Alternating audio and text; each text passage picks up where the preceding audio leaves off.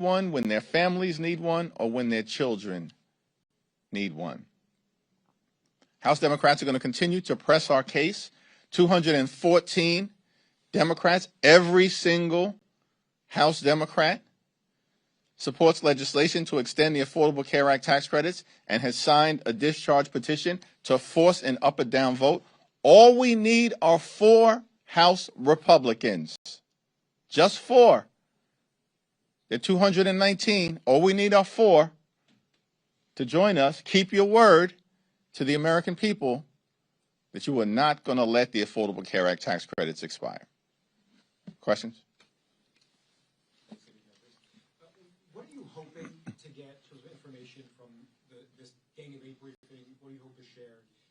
And just follow up to that, there's a provision in the NDAA that restricts some of the Pentagon travel budget if the video of that double tap strike is not released. Do you think that is an appropriate leverage point to try to force the hand of the Secretary? The full video of the double tap strike should be released to the American people so that the American people have an opportunity to determine for themselves whether that strike killing people who was shipwrecked and by all accounts were not presenting any threat to American military personnel, whether that kind of seemingly extrajudicial killing is consistent with American values. If Pete Hegseth and the administration think that their actions are justifiable, what are they hiding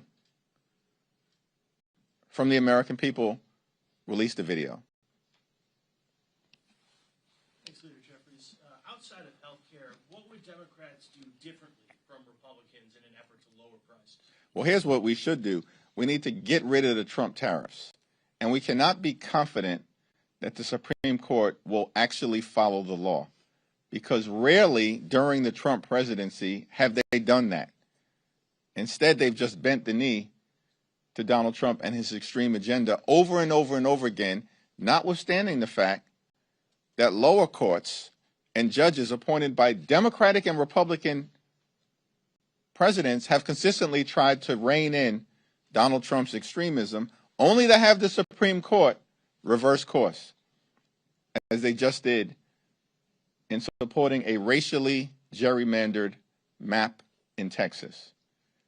So what House Democrats will do immediately to try to drive down costs is to eradicate the Trump tariffs as they've currently been put into place. Why? Because everybody knows the Trump tariffs have increased costs on everyday Americans by thousands of dollars a year on grocery items and on goods that are needed to live a comfortable, quality life in America. So we can start there as it relates to dealing with the high cost of living in the United States of America. The other thing that House Democrats are committed to do is driving down housing costs. There's not a single thing that House Republicans or Senate Republicans or Donald Trump and his administration have done to address the housing crisis in the United States of America. We're almost at the end of the year, and the most significant expense that the American people have to deal with on a month-to-month basis is their housing costs, either their mortgage, home insurance, or their rent. And Donald Trump can't see fit to do a thing about it. House Republicans have done nothing to lower housing costs when the overwhelming majority of the American people know that housing costs are out of control in this country. And Donald Trump, the so-called builder, the so-called developer, nothing from him to actually make housing more affordable in the United States of America. So there are a lot of things that can be done better, but Republicans don't have the will to do it. That's the problem. They just don't have the will to do it because they'd rather reward their billionaire donors with massive tax breaks, just like what they did in the One Big Ugly Bill. Michael. Thank you, Mr. Leader. I want to ask about the AI commission that you announced this morning. Over the last couple of years, there have been several bipartisan task forces. There have been reports on AI. I'm curious first, what makes this different than the other previous commissions, task forces, reports on AI? And also, I spoke to a few, experts and scholars and academics about AI, and some of them are concerned that AI is going to follow the same road as social media, that Congress is still grappling with trying to figure out how to regulate social media 15, 20 years down the road and have yet to do so meaningfully. We're years into AI, and there hasn't been any meaningful legislation passed into law. Do you share that concern? Is there a sense of urgency in Congress on the House Democratic side to actually get some legislation passed into law beyond these reports and task forces and commissions? Well, artificial intelligence is a transformative technology that has the potential for so much incredible good, particularly as it relates to medical breakthroughs and providing high quality academic and educational excellence to people who live in communities that have historically been under-resourced for decades. We want to make sure that America can continue to lead in the growth and development of artificial intelligence related to our companies, as opposed to the Chinese being able to dominate this space. But at the same period of time, of course, it's important to figure out what are the appropriate policies that can be put into place by the Congress to make sure that there's a uniform set of standards across the country and that prevent bad actors from entering into the AI space and enabling them to do harm to the American people, something that no one should want to see. And so the House Democratic Commission on Artificial Intelligence and the Innovation Economy is going to engage in a thoughtful exploration so we can develop a set of policies in consultation with stakeholders all across the country, including experts within the industry space, because House Republicans have decided to abdicate their responsibility. We had a bipartisan task force that produced a very forward-looking report at the end of the last Congress. But Mike Johnson has decided to do nothing to actually re-engage. And so time is up. The year has ended. There's no interest from the other side of the aisle in actually doing something meaningful in this space, engaging meaningfully with experts and academics and stakeholders all across the country so we can do something thoughtful. And that's why we've decided to launch this commission, led, of course, by Ted Lieu, Josh Gottheimer, Valerie Foushee, and, of course, as ex officio members, Zoe Lofgren and Frank Pallone. Mr. Leader. Thanks. You. One of the most outspoken members of your caucus. But with that voice, I hope you have a very thoughtful question. Yes, very thoughtful. One of the most outspoken members of your caucus, Jasmine Crockett, announced a run for Senate on Monday. I'm curious what you make of that. I haven't talked to Jasmine this week when she made the final decision to move forward, but she's an incredibly talented individual, a hard worker, and a fighter. She's going to be a very formidable candidate. Thanks. Second row. Another question on AI, actually. President Trump has indicated that this week he's going to sign an executive order to sort of restrict states' abilities to regulate AI. Republicans in Congress tried to do a version of this over the summer with the reconciliation bill. The NDAA recently was talked about. I'm curious, just broadly, what you think of that idea. Do you think it's appropriate to try to preempt state-level AI laws in the absence of a more comprehensive federal framework? Well, the Donald Trump my way or the highway approach on all the things, including artificial intelligence, is not in the best interest of the American people, and it's not even clear that he's got the lawful authority to do it. And of course, that's been the case over and over and over again. But Republicans bend the knee to Donald Trump. They just function in a cult-like fashion. And so as a result, what we've seen is Congress, in so many different areas, has advocated its responsibility to actually serve as a separate and co-equal branch of government. And instead, what Republicans do is that they just function as a reckless rubber stamp for Donald Trump's extreme agenda over and over and over again. And so in this particular area, artificial intelligence, with its transformative potential to really bring a lot of societal good to the American people, while at the same period of time, Congress having a responsibility to make sure that we can prevent bad actors from harming everyday Americans, we need Congress in the game. And on the House Republican side, they refuse to do anything thoughtful, common sense, or bipartisan. And that really is the reason why we've launched this House Democratic Commission. Thanks. On ACA subsidies, we know you want a 3-year clean extension, but there is another plan out there introduced this morning by Fitzpatrick, Golden, others, bipartisan. It's a 2-year with some eligibility limits. Is that something that you could support? And secondly, Mr. Fitzpatrick says he's got a discharge petition he's ready to unveil on that bill. Would you sign that discharge petition if yours remains at 2 votes? There's one discharge petition that I'm committed to at the moment, and that's the 3-year extension of the Affordable Care Act tax credits, which currently has 214 members of Congress on it. So all we need are 4 Republicans to join us. I haven't had an opportunity to review the legislation being put forth by Representative Fitzpatrick and Representative Golden. Of course, I'll take a look at it to see if there's anything meaningful there as it relates to a path to getting something done. But many of my Republican colleagues talk a lot, but they don't produce anything. And we saw this consistently during the One Big Ugly Bill debate.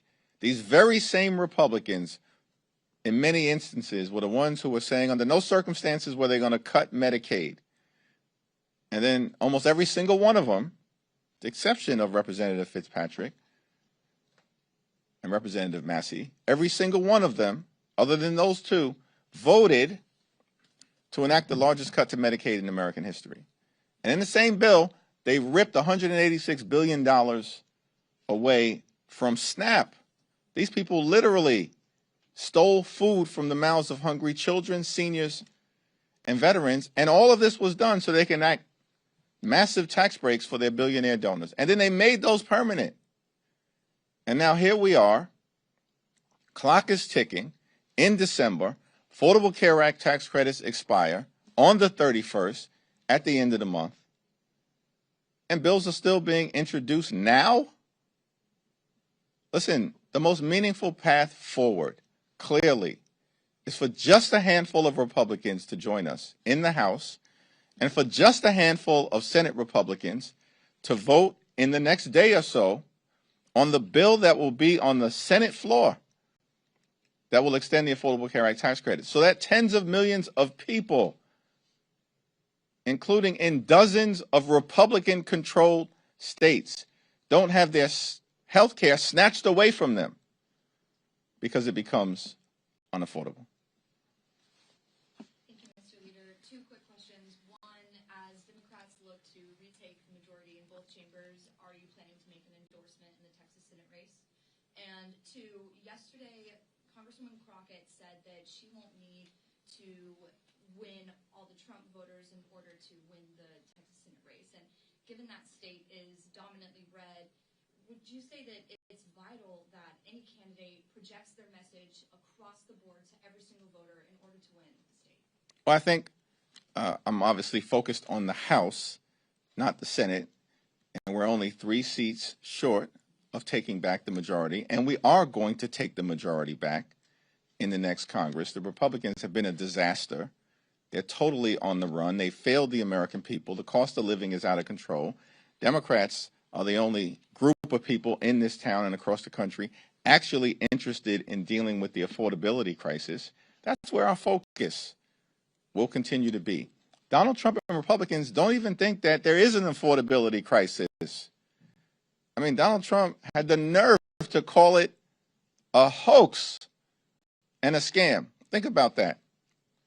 This guy just regularly lies to the American people. The same person who ran on affordability last year when he was trying to convince the American people to vote for him, and even said, along with Republicans, that they were going to lower the cost of living on day one, now says there is no affordability crisis.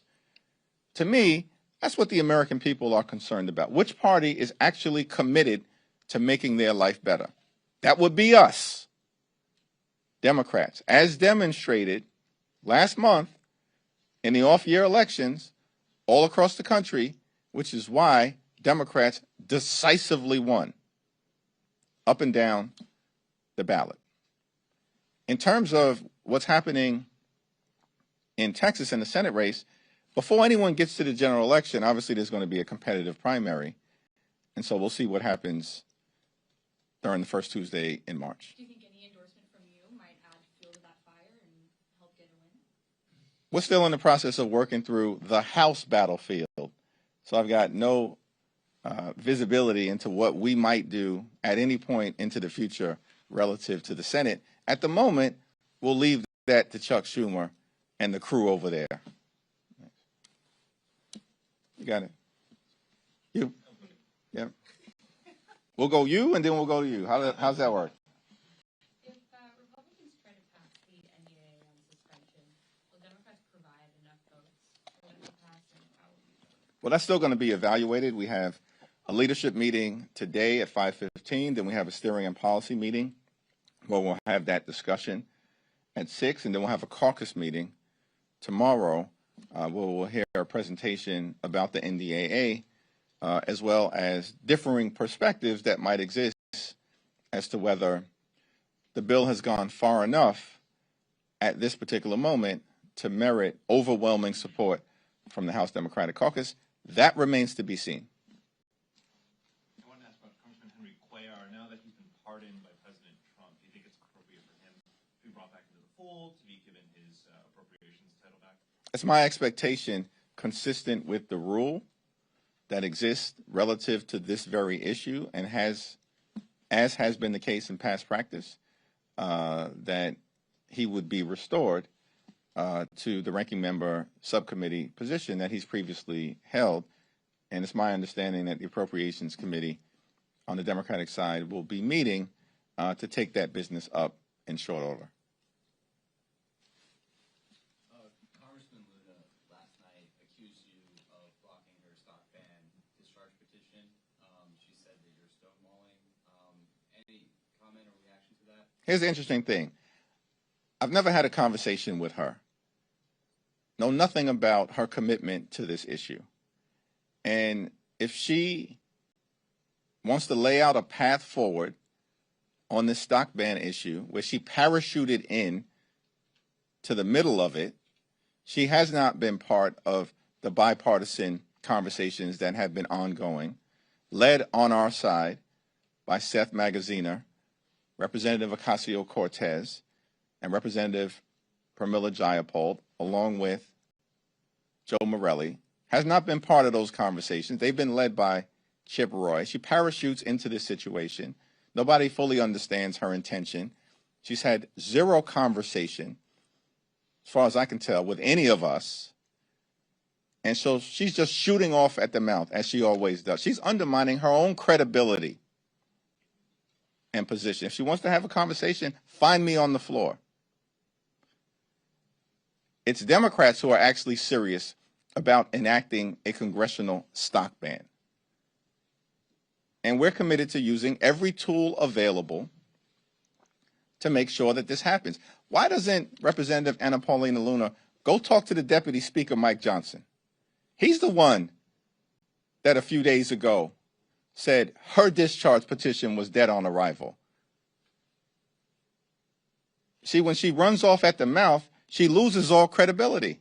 Talk to your own team. We're committed committed to this effort on the House Democratic side.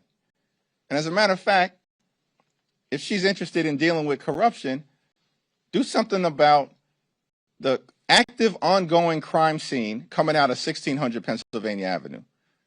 The most corrupt administration in American history, and it's not even close.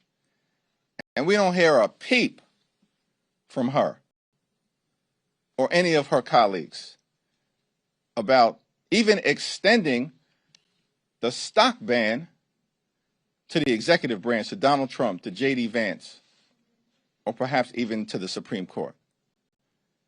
So we're committed to this issue as Democrats. We want to make it happen.